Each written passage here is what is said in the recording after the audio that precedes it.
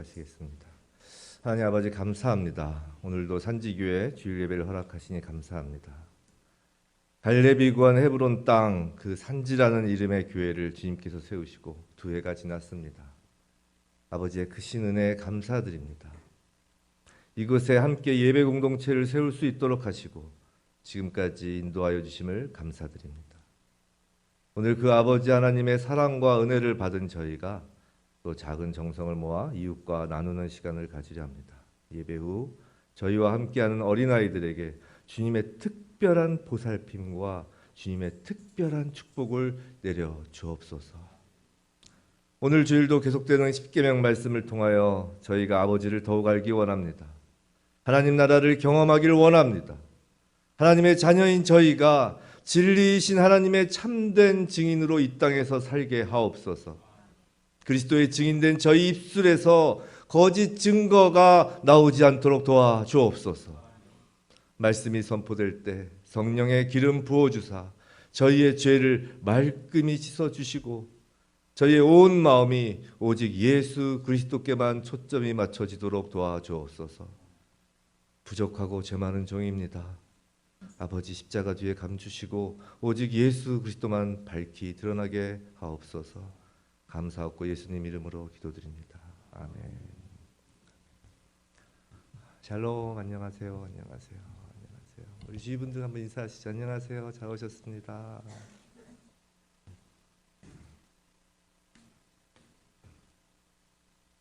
이 꽃이 원고를 가립니다. 이제 십계명 시리즈 설교가 이제 거의 막바지에 이르고 있습니다. 제 기억으로는 아마 산지교회 시작되고 몇 주가 지나지 않아서 산상수훈 말씀을 시리즈로 설교한 적이 있어요. 그때만큼 긴 시리즈 설교를 하는 것 같아요. 이 십계명 말씀이 어떠신가요? 좋으신가요? 우리는 그리스도인인가? 라는 부주제를 붙여도 좋을 정도로 십계명 말씀을 통해 그리스도인으로서 나 스스로를 돌아보는 시간들이 계속 이어지고 있습니다. 그리고 개인의 차원을 넘어 교회와 나라가 무엇을 기준으로 하여 회복하여야 되는 것인지도 살펴보는 기회이기도 하죠.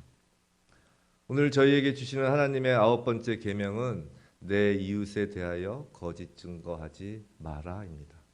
우선 이 말씀은 법정과 같은 공적인 자리에서 위증, 거짓말하지 말라는 거죠.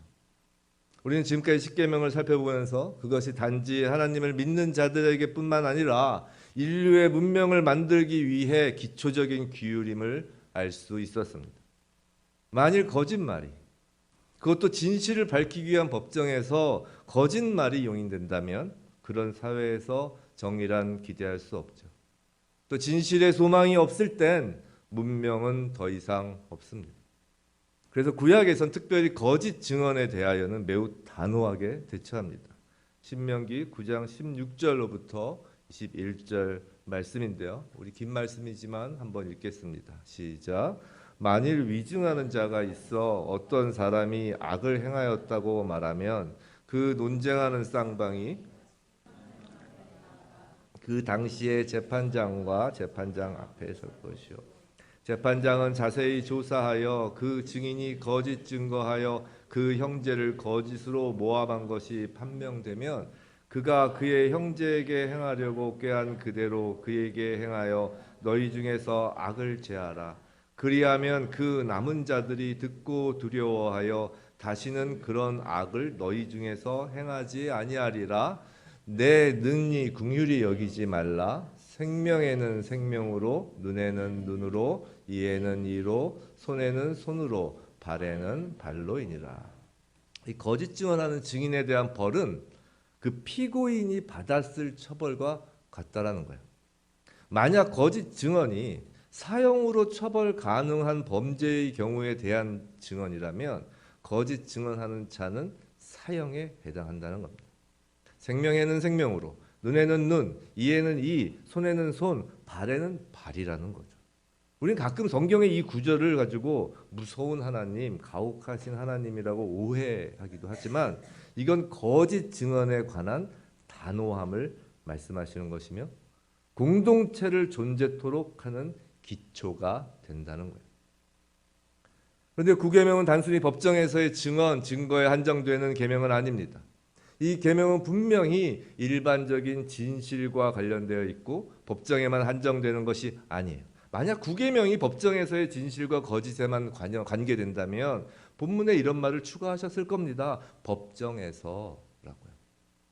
또한 만일 이 계명이 법정에 한정되는 것이라면 많은 사람들은 살면서 이 계명을 적용할 상황이 별로 없을 거예요. 평생 법원 근처에 안 가본 사람도 꽤 되고요. 더욱이 법정의 증언대에 서보는 경험을 하지 못한 사람이 많기 때문이죠. 그러나 우리가 잘 아는 바와 같이 십계명은 모두에게 적용되는 계명이죠. 예외는 없습니다. 구계명은 진실, 진리의 가치가 법정을 뛰어넘어 또 단순히 개인의 정직성 강조를 뛰어넘어 인간 공동체를 건강하게 유지하고 발전하는 데 있어서 필수적인 것임을 선포하시는 거예요. 자, 한번 생각을 해봐요. 우리 어렵고 힘든 사람을 보면 마음 아파하고 도와주고 하는 그런 사랑의 마음과 선행을 사실 우리 그리스도인들은 매우 중요하게 여기죠. 그렇죠? 근데 십계명에 그 어디에도 가난한 사람을 구제하라거나 선행을 베풀어라 라는 대목이 없어요. 그렇다고 해서 뭐 이웃에 대한 긍휼한 마음을 가지고 이웃에게 사랑과 구제를 나누는 것이 중요하지 않다고 지금 제가 말씀드리는 건 아니에요. 그건 매우 중요하죠. 예수님이 말씀하셨잖아요. 이웃을 사랑하라고.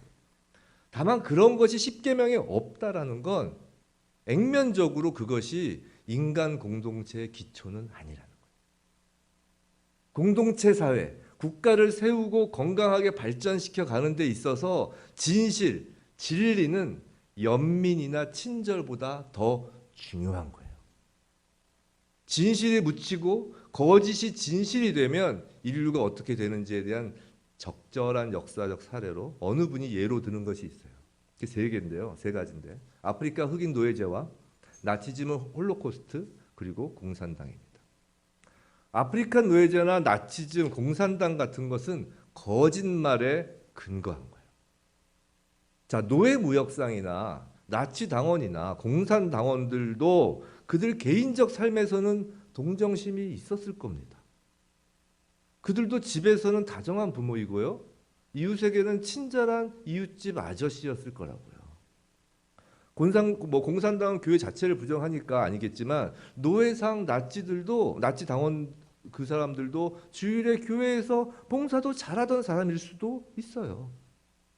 그런데 주중엔 흑인을 사냥하고 유대인을 가스실로 보내며 수많은 사람을 정치범 수용소로 보내고 집단 학살을 자행하는 거예요.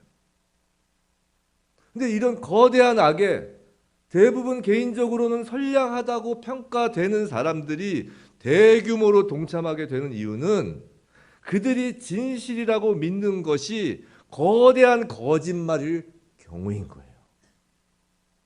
아프리카 흑인 노예는 흑인이 백인보다 열등하다는 거짓에 기초하죠. 홀로코스트의 광기도 거짓이 독일을 휘몰아치면서 이루어진 거예요. 자, 종교개혁과 근현대 철학 사조와 문명을 선도하던 민족이잖아요. 그 게르만 민족 수천만 명이 유대인이 태생적으로 아리아인보다 열등하다는 그 거짓말을 믿지 않았다면 홀로코스트는 불가능하였을 거라는 거죠. 공산주의 전체주의자는 더욱 가관이에요. 좀 어렵게 표현될 수도 있지만 이해될 수도 있겠지만 공산당은요 객관적 현실이 아닌 공산당 자체가 진실의 원천이라고 여겨지는 거예요. 이 이데올로기라는 이념이 진실이 되어서 나라의 기초를 세운 거라죠. 쉽게 말해서 공산당이 흑을 백이라고 하면 그건 처음부터 백인 거예요. 아니라고 하면 반동이 되는 거예요. 개인적인 살인, 도둑 등의 범죄는 전체를 미치게 하진 않아요. 그러나 거짓말은 전체를 미치게 할 수 있습니다. 그것이 거짓말이 가지는 놀라운 영향력이며 무서운 파괴력인 거예요. 거짓말에 더하여 현란한 말솜씨, 흡입력, 무대 장치, 영상 조명, 소위 대중선동에 능한 사람들 몇몇이면 평범하고 심지어 괜찮은 사람이라고 평가받던 사람들 전체를 속일 수 있는 거예요. 나치가 그러하였고 수천만 명을 숙청하는 공산당 전체주의가 그러하였죠. 거대한 악은요, 많은 사람들이 어느 날 갑자기 잔인함을 추구해서 생기는 것이 아니에요. 악한 것이 사실은 선한 것이라는 확신을 갖게끔 하는 그런 거짓말로 인한 거라. 언제나 그 거짓말을 만들어내는 세력이 있습니다. 거짓말로 세상을 차지하려는 세력, 거짓말로 사람을 유혹하여 죽음에 몰아넣으려는 나치 공산당 같은 세력은 늘 있었고 지금도 존재하죠. 사람을 사망으로 몰아넣는 거짓말, 그것의 시작은 창세기로부터입니다. 우리는 십계명을 통해 하나님 나라의 기본 질서, 창조 질서를 보고 있습니다. 그리고 그 가운데 저희에게 보여주시는 하나님의 모습, 하나님의 마음을 만나고 있죠. 다시 조금만 복습을 하면 부모 궁경을 통하여 하나님 나라 질서가 이 땅에 투영되는 점을 보았습니다. 살인 금지 계명을 통하여 생명의 주인 되신 하나님을 보았죠. 간음하지 말라에선 최초의 인간 공동체의 그 기초인 부부, 가정의 소중함을 알았습니다. 도둑질하지 말라에선 인간에게 부여된 일, 소명, 정복하고 다스리는 일에 대하여 살펴보았습니다. 그리고 오늘 말씀은 거짓 증거, 거짓말, 진실과 거짓에 대한 말씀이에요. 많은 인간을 집단 광기로 몰아넣고 집단으로 살인자, 집단으로 도둑이 되게 하는 비극의 시작은 창세기에서 시작돼요. 거짓말 선악에 대한 사회학적, 정치학적, 윤리적 논의를 지금 제가 하겠다는 것이 아닙니다. 하나님의 창조 질서, 하나님 나라의 원리에서 거짓말에 대해 살펴보고자 하는 거죠. 그리스도인인 저희에게 가장 중요하고도 기본이 되는 것은 언제나 성경입니다. 창세기 3장 1절 우리 한 목소리로 함께 읽겠습니다. 우리 오늘부터 저 안에 서 있어서 창세기 3장 1절입니다. 제가 읽을게요. 함께 읽겠습니다. 시작. 그런데 뱀은 여호와 하나님이 지으신 들짐승 중에 가장 강교하니라. 뱀이 여자에게 물어 이르되 하나님이 참으로 너희에게 동산 모든 나무의 열매를 먹지 말라 하시더냐.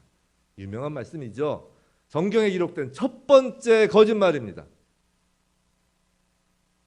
창조율의 첫 번째 거짓말이에요. 먼저 거짓말의 시작은 뱀으로부터입니다. 성경은 사탄 마귀를 거짓의 아비라고 하죠. 거짓의 시작은 사탄으로부터인 겁니다. 그럼 사탄은 어디서부터 시작된 것인지를 또 궁금해하시는 분들도 계시더라고요. 그래서 사탄을 열심히 연구하시는 분들도 있어요. 근데 그러지 않았으면 좋겠어요. 그러지 말라고요. 우리 하나님께서 우리에게 알려주시고자 하시는 성경 말씀만 깨닫기에도 사실 벅차요. 어느 목사이자 신학자이신 분이 평생 성경을 연구하고 수백 번 성경을 읽으신 분인데도 돌아가시면서 자신이 성경을 너무 모른다고 아쉬워하셨다는 말을 들은 적이 있어요. 우리 말씀 앞에서 늘 겸손할 수밖에 없습니다. 성경 보기에도 급해요. 굳이 성경에 없는 사탄의 기원을 연구하지 마세요. 여하튼 성경은 그래도 사탄의 정체에 관해 많은 정보를 저희에게 주고 많은 정보를 주고 있지는 않지만 어느 정도는 주고 있죠. 우리로 하여금 대략적으로 그 정체를 알게끔은 해요. 일단 뱀으로 상징되는 사탄 역시 하나님의 피조물이라는 거예요. 창세기 3장 1절에서 하나님이 지으신이라고 하죠. 맞아요. 하나님이 지으신 피조물이에요. 그리고 우린 사탄이 타락한 천사라는 것도 알죠. 제가 사탄에 대해서는 그 말씀을 따로 PPT로 이렇게 올리지는 않을 겁니다. 아마 대부분 어느 정도 신앙생활을 통해 아시는 내용일 것이고 그냥 처음 오신 분도 이렇게 들으시면 됩니다. 이 사탄의 특징이 나와요. 3장 1절에 우선 뱀으로 상징합니다. 뱀 이코르 사탄이 아니에요. 뱀은 상징이에요. 그 정도는 우리가 다 이해할 수 있죠. 근데 히브리어에는 뱀과 관련하여 여러 단어가 있는데요. 뭐 예를 들어 사나운 속성을 가지는 사랍도 뱀이고요. 또 맹독성을 지닌 그 뱀을 나타내는 탄닌도 뱀이에요. 이렇게 여러 단어가 있는데 여기서 뱀으로 쓰인 히브리어는 나하시라는 단어예요. 나하시, 쉿 소리를 내다. 진짜 그거예요. 나하시, 쉿 소리를 내다란 뜻으로 뱀의 그 소리를 특징으로 하는 단어를 쓰는 거예요. 근데 이 라시는 더 나아가서 주문을 속삭이듯이 외우다, 요술을 부리다라는 뜻을 가지고 있어요. 즉 거짓의 아비로서 사탄은 인간의 귀에 쉿쉿 소리를 불어넣고 주문을 외우는 그 요술, 점술가와 같은 존재라는 겁니다. 요술을 부리고 점술, 마술 등 정신을 혼미하게 한 것이 사탄이라는 거죠. 귀에다 속삭여서 주문을 외웁니다. 정신없게 하는 거예요. 거짓말 잘하는 사람의 특징이기도 해요. 그죠? 무언가 남의 정신을 쏙 빼놓는 재주가 있죠. 거짓말에 혹하게끔 우리 귀에 속삭입니다. 여러 가지 뱀의 특징 중 거짓의 아비 사탄을 상징하는 뱀은 나하시, 사악한 점술가와 같은 미혹하는 존재입니다. 그 3장 1절에서 이런 사탄의 특징을 더욱 잘 알게 하는 단어가 나와요. 뭘까요? 간교하다 하는 거예요. 그죠? 근데 이 말이 참으로 흥미로운 단어예요. 왜냐하면 간교하다에 해당하는 히브리어는 아룸인데요. 이 단어는 슬기로운 자, 신중한, 영리한 자라는 뜻을 내포하고 있는 거예요. 자, 사탄이 타락하기 전의 특징을 보여주기도 한다는 거예요. 사탄은 천사장이라는 지위를 부여받았던 천사예요. 천사 중에 이거예요. 장이니까. 하나님께서 천사장이라는 지위를 부여해 줬던 천사가 사탄인 거예요. 근데 하나님과 같이 높아지려는, 자기가 천사장인데 이제 하나님과 같은 자리에 올라가려는 그 교만함으로 타락한 천사 사탄이 된 것이죠. 이것이 성경이 저희에게 알려주시는 사탄에 대한 정보예요. 자, 천사들 중 대장의 지위를 줄 정도로 타락 전에 그 천사장인 사탄의 특징은 슬기롭고 영리하고 신중하기까지 한 거예요. 그런데 타락 후엔 그 특징이 뭐라고요? 간교함이 된 거예요. 생각해 보세요. 거짓말을 누가 더 잘할까 한번 생각을 해보세요. 머리가 스마트하고 영리한 사람이 거짓말을 지어내는 것과 멍청한 사람이 거짓말을 지어내면 누가 더 진실같이 거짓말을 잘 만들어낼까요? 뭐 당연히 아시겠죠? 또 매사에 신중하고 심사숙고하는 스타일인 사람과 언제나 덤벙덤벙대고 그때그때 대충대충하고 넘어가는 스타일인 사람 중 누가 더 거짓말을 아주 조리 있게 잘 지어낼까요? 물론 전부가 그렇다는 게 아니에요. 일반적으로 말이죠. 그 말이 진실을 향해 추구되고 그 생각이 진리를 향하여 있을 땐 슬기롭고 영리하며 신중한 것으로 평가되던 그 장점들이, 그 말이 목적이 거짓을 향하여 있고 이 거짓으로 남을 헤아려 할 땐 그 영리하다는 것은 매우 치명적인 악의 도구로서 간교함이라고 평가되는 거예요. 제가 자세히는 모르지만 나치의 거짓을 만들어낸 사람도 그러하였을 겁니다. 매우 영리하고 신중하던 사람들이었겠죠. 그들이 거짓을 참으로 꾸미는 간교한 자들이, 공산주의자, 공산 독재 체제를 공언한 자들이 바보일까요? 절대로 아닐 겁니다. 영리하며 신중한 사람들이었을 거예요. 수천만 명을 죽이는 것이 선이라고 사람들을 세뇌시킬 수 있을 정도로 사술에 능하고 간교한 자들이죠. 창세기 3장은 사실 죄와 관련하여 매우 중요한 핵심을 지니고 있는 장면이에요. 하나님 나라 에덴이 어떻게 무너지는지를 보여주는 장면이니까요. 그 중에서도 그 시작 3장 1절은 죄, 인간의 타락과 관련하여 하나님께서 우리에게 꼭 알려주시고자 하는 여러 가지가 담겨 있습니다. 창조 후 느닷없이 뱀이 등장해요. 2장까지는 뱀 안 나와요. 사전 정보도 없고요. 아까 말씀드린 것처럼 그 징후를 보여주시는 말씀도 달리 없습니다. 사실 3장에서 인간이 하나님 말씀에 순종하지 못하고 선악과를 먹음으로 죄가 인간의 육체에 들어오는 그 이야기, 그 스토리, 인간의 타락 장면에서 하나님께서 우리에게 꼭 알라고 하시는 것, 우리에게 강조하시는 건 그 시작이 지금까지 전혀 나타나지 않았던 새로운 등장인물 뱀으로부터 시작한다는 거예요. 죄의 원천을 알려주시는 거예요. 그건 뱀으로 상징되는 사탄이라는 겁니다. 그 존재가 있다는 거예요. 그것이 죄의 원천, 거짓의 압이라는 것이에요. 그걸 명심하라는 거예요. 우리가 하나님 나라 하나님의 통치를 받는 백성으로 살아가는 것을 방해하는 자가 있다는 거예요. 그 원천이 있다는 거예요. 사탄이 존재한다는 것을 명심하라는 거예요. 그리고 간교한 뱀의 첫 대사, 죄를 뿜어내는 첫 대사가 바로 거짓 증언, 거짓말이라는 거예요. 하나님 백성으로서 하나님의 통치에 따라 살고자 할 때 사탄의 방해는 때리는 것이 아니라 사탄의 방해는 간교한 거짓말로 시작된다는 거예요. 내 귀로부터 시작되고 내 안의 마음으로부터 시작된다는 거예요. 근데 너무 놀라운 것은 창조 이후 첫 거짓말의 대상은 바로 하나님이라는 거예요. 그렇게 되어 있죠? 여자에게 물어 이르되 하나님이 라고 하잖아요. 제9계명 내 이웃에 대하여 거짓 증거하지 마라 해서 거짓 증거의 대상으로서 첫 이웃이 하나님인 거예요. 이것이 무엇을 의미하는지 아십니까?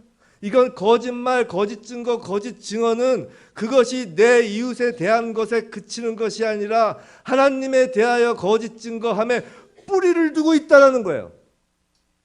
하나님에 대한 거짓말이라는 거예요. 하나님의 말씀을 보죠. 신명기 32장 4절 말씀이에요. 그는 반석이시니 그가 하신 일이 완전하고 그의 모든 길이 정의롭고 진실하고 거짓이 없으신 하나님이시니 공의로우시고 바르시도다. 하나님은 진실하시고 전혀 거짓이 없으세요. 완전하신 분이죠. 그래서 하나님과 거짓은 섞일 수 없는 거예요. 함께 일 수 없어요. 그래서 시편 101편 7절 우리 함께 읽을까요? 시작. 거짓을 행하는 자는 내 집안에 거주하지 못하며 말하는 자는 내 목전에 서지 못하리로다 라고 하시는 거예요. 사탄은 하나님을 대적하는 영입니다. 사탄의 특성은 간교함, 술수와 속임수이죠. 그 간교함으로 사탄은 거짓말을 합니다. 거짓말은 하나님을 대적하는 영, 사탄으로부터 오는 거예요. 그러기에 거짓을 행하고 거짓말하는 자는 하나님의 집 안, 즉 하나님 나라에 거하지 못하는 거라는 거예요. 하나님과 함께할 수 없다는 겁니다. 그것이 사탄을 아비로 둔 거짓말의 궁극적인 목적이라고요. 하나님으로부터 분리시키는 일 말이에요. 진리를요 거짓으로 바꾸는 그 거짓은 내 안에 자리하시는 하나님의 자리를 사탄의 자리로 바꾸는 것이 되는 거예요. 높아심에서 다시 말씀드리는데요. 이 자리에서 윤리학과 같은 논의를 하고자 하는 것이 아니에요. 그러니까 긍정적인 거짓말로 일컬어지는 하얀 거짓말, 그 예의를 차리는 말 등 거짓말의 그 윤리적 평가를 할 생각이 없다라는 거예요. 다만 성경에 보면 우리 기준으로는 거짓말인 것 같은데 하나님으로부터 칭찬받은 경우가 있어요. 대표적으로 두 군데 나와요. 이걸 보면 성경에서 말하는 거짓말이 무엇을 의미하는 것인지 더욱 잘 깨달을 수 있을 거예요. 성경을 좀 보신 분들은 잘 아시는 말씀이에요. 출애굽기 1장 15절부터 21절이에요. 제가 슬슬 이렇게 좀 대충 스토리를 말씀을 드릴게요. 따라오세요. 이게 뭐냐면 애굽 왕이 이스라엘 백성이 너무 많이 늘어나니까 그러니까 산파들에게 이스라엘 여인이 아들을 낳으면 죽이라고 하는 거예요. 그 딸이면 살려두고요. 너무 이스라엘 백성이 많이 늘어나니까. 근데 산파가 19절을 보면 바로에게 대답하되 히브리 여인은 애굽 여인과 같지 아니하고 건장하여 산파가 가기도 전에 해산하여 버리더라. 그렇게 얘기를 하는 거예요. 거짓말하는 거죠. 히브리 여인이 너무 건강해서 도착하기 전에 해산한다니 이건 정말 거짓말이죠. 살려주려고 하는 거잖아요. 그런데 21절 그 산파들은 하나님을 경외하였으며 하나님이 그들의 집안을 흥하게 하신지라. 20절 하나님이 그 산파들에게 은혜를 베푸시. 하나님이 산파들을 축복하시는 거예요. 자, 또 다른 예는 여호수아에 나오는 라합이죠. 여호수아 2장 1절로부터 7절 말씀이에요. 마찬가지로 제가 이렇게 그 스토리를 대충 말씀드리면 이제 본문을 그냥 읽으시면서 따라오시면 됩니다. 자, 이제 여호수아가 이제 정탐꾼을 보내요. 여리고 성에 2명을 보냅니다. 그죠? 라합이라고 하는 기생집에 가요. 기생집에서 이제 유숙을 하게 되죠. 그들을 이제 찾으러 여리고 왕의 군사들이 오는 거죠. 그러니까 라합이 이제 숨겨주면서 거짓말을 하잖아요. 그죠? 그렇게 해서 이스라엘 정탐꾼들을 구해내 줘요. 그게 쭉 7절까지 쭉 넘어가면서 나오는 얘기예요. 7절까지 아직 안 넘어갔나요? 그런 내용들이에요. 근데 이런 라합에 대해서 야고보서 2장 25절에 뭐라고 평가를 하냐면, 또 이와 같이 기생 라합이 사자들을 접대하여 다른 길로 나가게 할 때 행함으로 의롭다 하심을 받은 것이 아니냐라고 해요. 의로운 행위라고 칭찬한다고요. 지금 산파들과 라합이 한 말은 그럼 거짓말인가요? 아닌가요? 어렵나요? 그럼 질문을 바꿔볼까요? 지금 산파의 말과 라합의 말은 사탄으로부터 온 말인가요? 아니면 하나님으로부터 온 말인가요? 조금 쉬워졌죠? 질문이. 더 쉽게. 이스라엘 남자아이를 살리는 것이 하나님의 뜻일까요? 사탄의 뜻일까요? 정탐꾼을 살리는 건요. 어느 편이 원하는 걸까요? 산파가 그 말로 이스라엘의 사내 아이를 살려낸 건 하나님의 이스라엘 백성을 애굽으로부터 구원해낼 그 하나님의 계획이 이루어지기 위함이기 때문이잖아요. 그죠? 또 그건 기생 라합도 마찬가지예요. 라합의 말과 행동은 이스라엘을 가나안으로 들여보내는 하나님의 계획을 하나님이 이루기 위함으로 인한 거잖아요. 그죠? 인간의 언어는 그것을 하얀 거짓말이라고 할 수는 있어도 하나님의 입장에선 그건 거짓말이 아니에요. 인간의 입장과 하나님의 입장 쓰는 단어가 달라요. 하나님 나라 그분의 섭리 안에서 행하신 것을 하나님은 순종이라 하십니다. 자, 하나 더. 산파와 라합의 말과 행동에는 또 하나의 공통점이 있어요. 이게 중요해요. 그건 생명을 건져내기 위함이라는 겁니다. 즉 정의라는 이름으로 누군가를 처단하기 위한 것도 아니고, 애국이라는 이름으로 거대 담론을 하는 것도 아니라, 힘없고 바람 앞에 등불같이 흔들리는 어린 나귀의 생명 하나를 살려두는 것. 두렵고 떨리는 2명의 정탐꾼을 숨겨주고 살려주는 일인 거예요. 그 말인 거죠. 성도 여러분, 사탄으로부터 출발하는 거짓말은 사람을 죽여요. 하지만 하나님으로부터 출발하는 말은 사람을 살리시는 말인 거예요. 성경에서 거짓말로 평가되지 않고 오히려 칭찬받는 경우는 그런 거예요. 하나님의 계획 안에서 그 계획을 이루는 도구로, 그리고 여린 생명을 살리려는 그 마음에서 한 것은 거짓말이라 하지 않으십니다. 우린 조심해야 돼요. 하나님의 이름으로, 하나님을 위한다는 이유로 하나님 나라를 세운다고 하면서 생명을 살리는 것이 아니라 생명을 경시하고 만일 누군가를 죽이려 한다면 그건 거짓일 가능성이 높아요. 중세 마녀 사냥이 그런 거잖아요. 또한 사람을 살리는 일이다, 사람이 먼저 살아야 한다, 사람이 우선이다라고 하지만 실상은 하나님을 부인하고 하나님 말씀과 다르고 대립되는 말을 옳은 것이라고 주장한다면 그건 실제로 사람을 위하는 것도 아닐 뿐만 아니라 거짓일 가능성이 거의 확실한 거예요. 성경에 등장하는 첫 거짓말은 사탄이 그렇게 시작했어요. 그는 뱀 같은 술수와 간교함으로 거짓말을 합니다. 그 거짓말의 대상은 하나님이죠.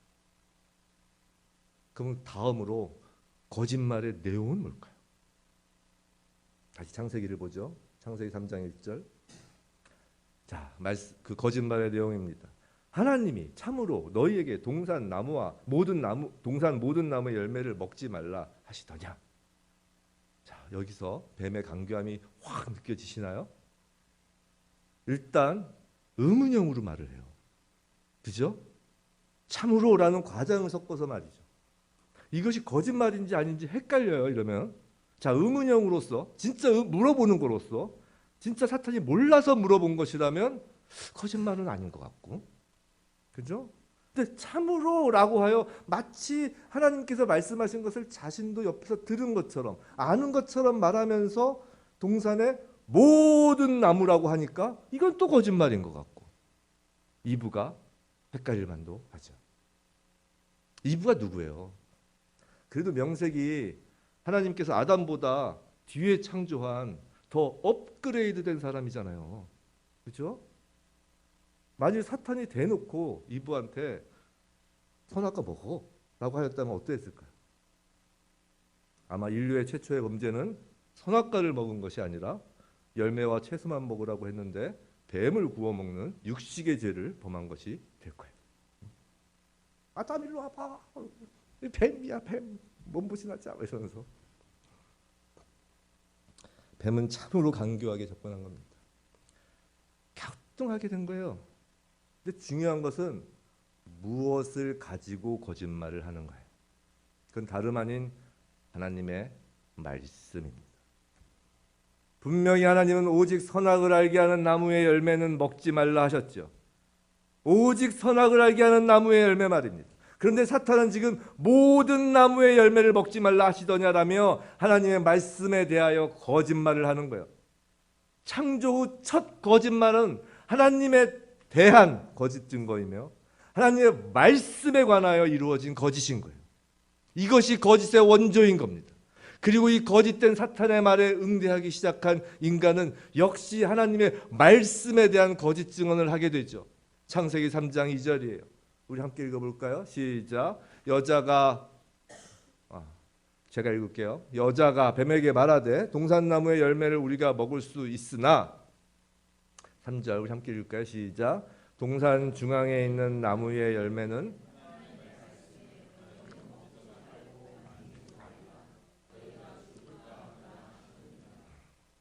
자, 여자는 먹지 말라는 하나님 말씀에 만지지도 말라를 덧붙입니다. 말씀을 과장하죠. 또한 반드시 죽으리라 하신 말씀을 죽을까 하노라 라며 죽음에 대한 확실한 말씀을 완화하여 말합니다. 하나님 말씀을 과장하고 축소하는 것, 이것이 하나님에 대한 거짓 증거인 거예요. 여자는 뱀의 간교함에 넘어가고 있는 중이에요. 모든 인류에게 죄가 들어오고 있는 중이에요. 하나님의 모든 사랑을 받은 저희 사람이 타락하기 시작하는 순간이에요. 그 시작은 하나님 말씀을 거짓되게 하는 것, 그것이 핵심입니다. 사탄의 거짓말과 이에 미혹된 사람의 거짓 증거로 이제 창조 질서는 파괴되기 시작하는 거예요. 성도 여러분, 하나님의 창조 원칙, 창조 질서를 흐트러뜨리고 무너뜨리는 것은 살인이 아니에요. 간음도 아니에요. 도둑질도 아니에요. 그건 거짓말에서 시작된 거예요. 우린 그리스도인이라 칭함을 받은 자입니다.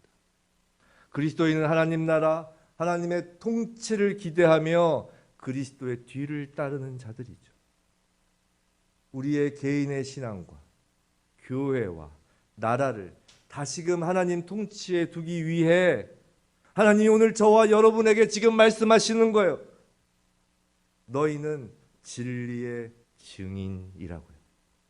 우리가 그리스도인이라면 우리는 진리의 증인이라고. 단순히 거짓말하지 않는 것에 머무르는 것이 아니라 하나님의 말씀에 대한 참된 증인이라고.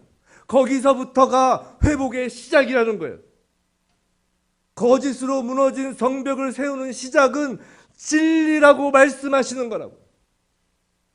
예수님께서 저와 여러분에게 그리스도의 죽으심과 부활의 증인이라고 친히 말씀하셨잖아요. 누가복음 24장.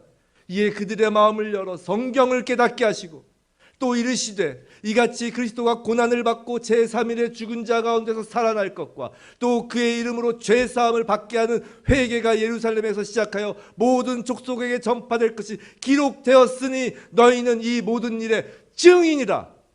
저와 여러분, 저희 그리스도인은 성경, 즉 하나님의 말씀, 그리스도에 관한 말씀, 복음의 증인이라 하신 거예요.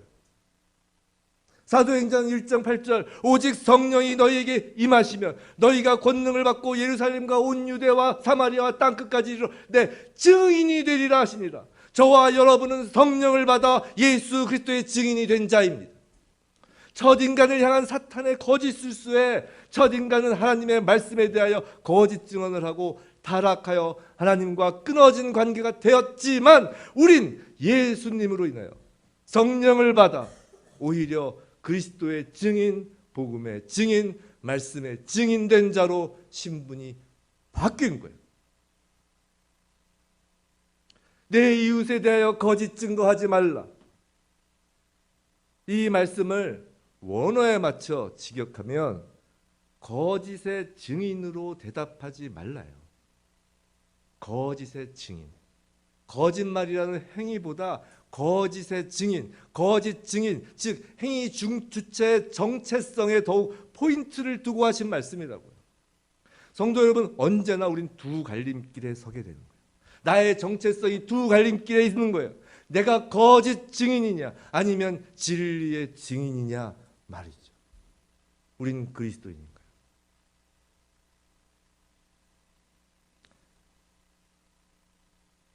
나 개인과 직장, 교회와 나라가 창대하기를 원하시나요? 바울 하시잖아요. 내 시작은 미약하나 내 나중은 심히 창대하리라. 그리스도인들이 하는 분들이 좋아하는 9절 1등, 2등. 그죠? 다시 말씀드려. 내 시작은 미약하나 내 나중은 심히 창대하리라. 그죠? 그 9절이에요. 여호와는 나의 목자시라. 그거하고 거의 쌍벽을 이루면서 1, 2등을 다투는 말씀이죠. 믿는 분들이 운영하는 식당이나 사업장에 많이 걸려있는 구절이잖아요. 그런데 이 구절 앞에 나오는 말씀이 있어요. 욥기 8장 5절부터 7절까지 우리 한 목소리 읽겠습니다. 시작. 내가 만일 하나님을 찾으며 전능하신 이에게 간구하고 또 청결하고 정직하면 반드시 너를 돌보시고 내 의로운 처소를 평안하게 하실 것이라. 내 시작은 미약하였으나 내 나중은 심히 창대하리라. 우리 그리스도인이 7절만 따로 떼어서 주문처럼 외우는 것이 아니라는 거예요. 그 앞이 오히려 핵심이라는 거죠. 하나님을 찾고 간구하며 청결하며 그리고 어떠하면요? 정직하면, 그러면 창대할 것을 약속하신 거예요. 부디 이 진영을 맞는 산지교회가 내 시작은 미약하였으나 심히 창대하리라는 그 하나님의 약속을 아멘으로 받기를 축원합니다. 저와 여러분의 개인과 가정, 직장과 이 땅의 교회와 우리나라 대한민국의 나중이 심히 창대하기를 축원합니다. 저와 여러분 그리스도인이 진리의 증인됨으로 말이에요. 기도하기 전에 6월절 어린 양의 피로 찬양을 하고 우리 잠시 기도하는 시간을 가졌으면 좋겠습니다. 우리 힘으로 할 수 있는 게 아니에요. 주 보혈 아래 있고 그 피로 저희의 죄가 사해지고 저희를 거룩하게 하는 것은 오직 성령님 하나님이에요. 이 찬양을 하시며 내 개인과 우리 가정과 나의 직장과 산지교회와 한국의 교회와 이 나라 대한민국이 정말 6월절 어린 양의 피로 삶의 문이 열리게 해달라고 간절하게 기도하는 심정으로 이 찬양을 우리 함께 부르시겠습니다.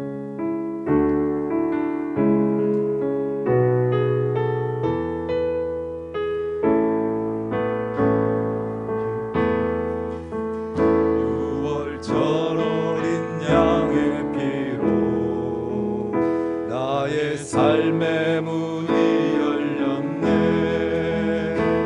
저둠의 권세는 힘이 없네. 주 보혈의 능력으로 원수가 날 정죄할 때에도 난 의롭게 설 수 있네. 난 더 이상 정죄함 난 주보혈 아래 있네. 여러분 주보혈 밑으로도 난 주보혈 아래 있네. 그 피로 내 죄 사했네. 하나님의 긍휼 날 거룩게 하시었네. 난 주보혈 아래 원수의 어떠한 공격에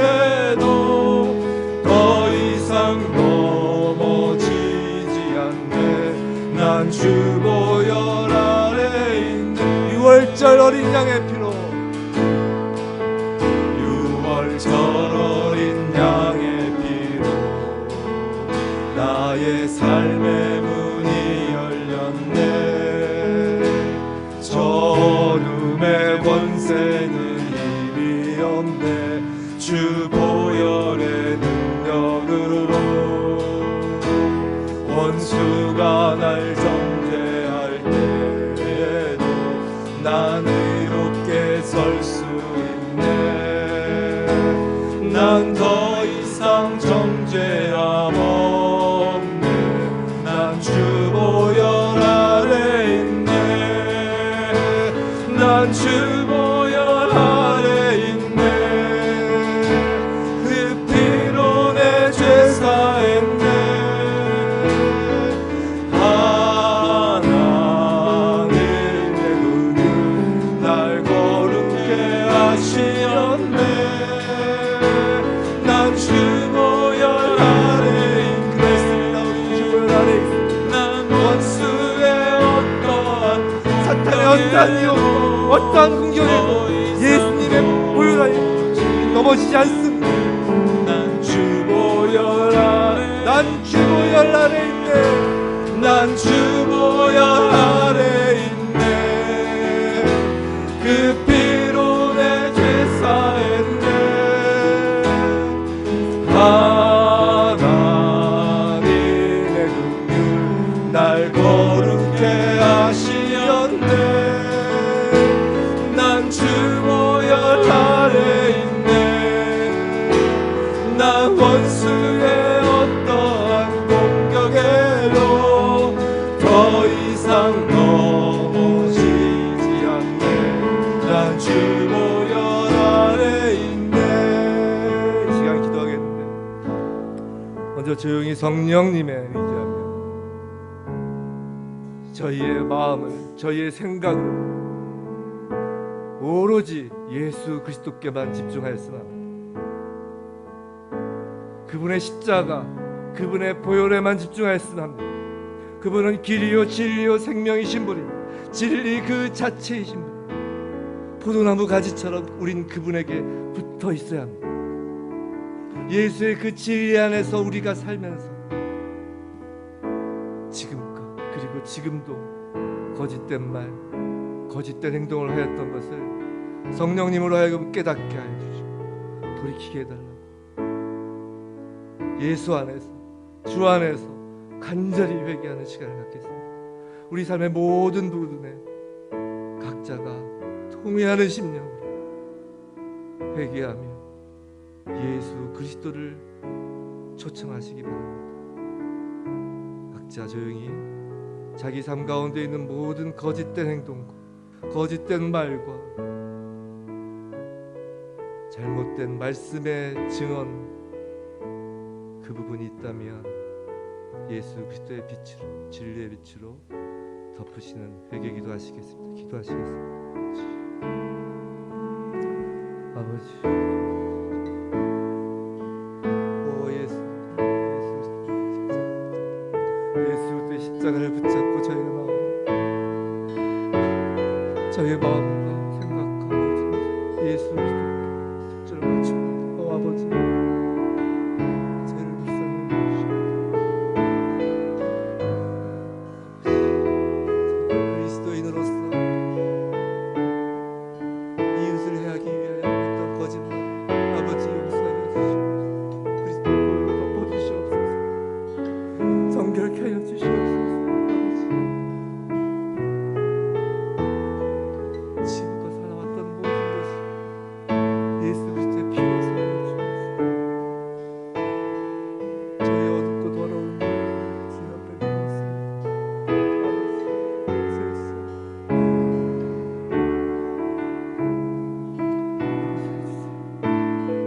구체적으로 내놓습니다.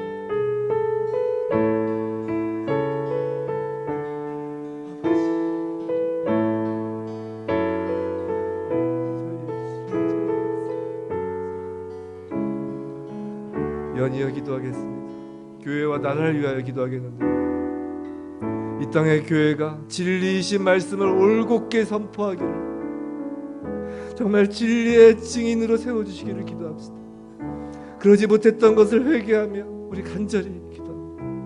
또한 나라를 위해 기도하겠는데요, 특히 사람들에게 지식과 정보를 전하는 그 언론계, 또 문화계, 그리고 공정하고 정직한 법정이 될 수 있도록 이 땅의 법원, 검찰, 법조계를 위해 기도하겠습니다. 우리가 대신 회개하는 거예요. 간절히 교회와 언론, 문화, 법조계를 그리스도의 그 빛으로 비추면서 그리스도의 보혈로 정결케 해달라고 우리 언론과 문화, 법조계, 교회를 위해서 간절히 기도하겠습니다. 기도하시겠습니다. 아버지, 나의 거짓이 난무하자.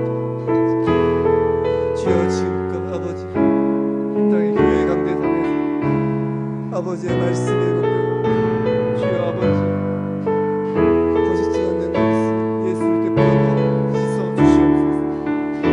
산지 강단에서 거짓으로 증언된 것을 씻어 주시옵소서. 아버지 용서해 주시옵소서. 한국교회 그 말씀에 지키는 자의 지 아버지 회복시켜 주시옵소서. 아버지 회복시켜 주시옵소서. 주여, 아버지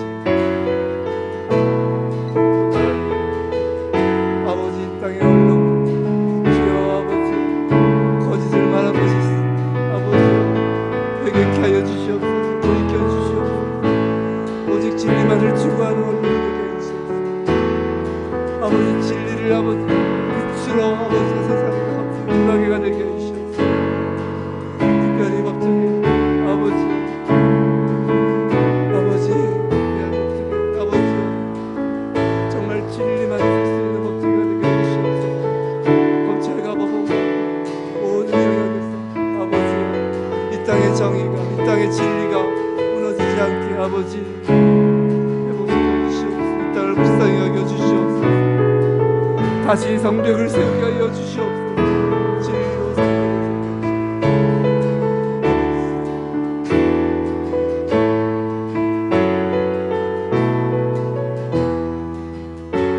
마지막으로 산지교회 공동체를 위해 기도하겠습니다. 저희 모든 이들이 정직의 영을 회복시켜 달라고, 또 산지교회가 말씀의 증인으로서, 복음의 증인으로서, 진리의 증인으로서 바로 서게 해달라고, 그리하여 하나님의 약속인 심히 창대하리라는 축복을 받을 수 있는 공동체가 되게 해달라고 우리 산지교회 전 성도님께서 한 목소리로 간절히 기도하겠습니다. 기도하시겠습니다. 하나님 아버지께서 세우신 산지 공동체를 위해 아버지의 몸된 교회를 믿고 주여 아버지여 저희가 정직의 영을 회복시켜 주시옵소서. 이곳에 정직의 영으로 임하여 주시옵소서. 성령으로 임하여 주시옵소서. 산지교회 강대상 말씀의 증인으로서 산지교회 모든 성도님들 말씀의 증인, 복음의 증인, 진리의 증인 아버지 보낸받은 자들에게 하여 주시옵소서. 아버지 저희가 정결함과 정직함으로 아버지 앞에 아버지께서 저희 조상과 함께 하시고 시작은 미약했으나 심히 창대하시는 그 약속의 말씀 아버지 말씀을 원약으로 받사오니 주여 저희를 증인 삼아 주시옵소서.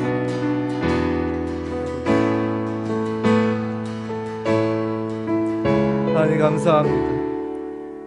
저희를 진리의 증인으로 세워주시니 감사합니다. 이 시간 저희가 개인과 교회와 나라의 거짓을 통회하는 심정으로 회개합니다. 성령으로 임하사 정결케 하옵소서. 주여 저희를 불쌍히 여겨 주옵소서. 이 땅에 거룩한 하나님 나라 임하소서. 산지교회를 불쌍히 여겨 주옵소서. 언제나 예수 그리스도 안에만 거하는 교회 성도 공동체 되게 하옵소서. 진리의 증인 되게 하옵소서. 감사하고 예수님 이름으로 기도드립니다. 아멘.